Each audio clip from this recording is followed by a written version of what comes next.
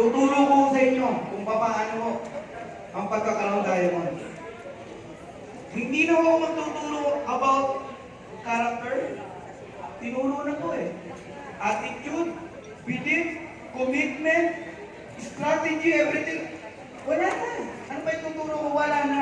Meaning, pinipare na kayo mula kanilang maga.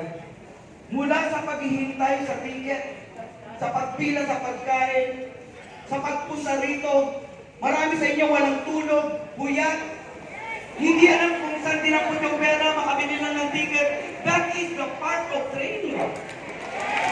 Diyan pa lang sinusubukan ko na eh.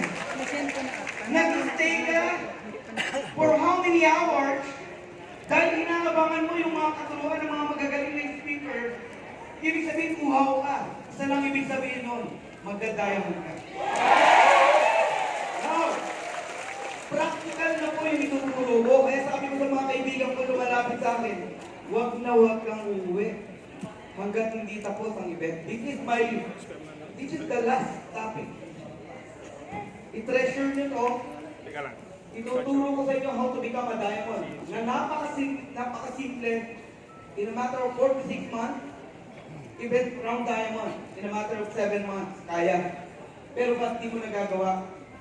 Malalaman nyo kung bakit. Actually, ang kulang, yung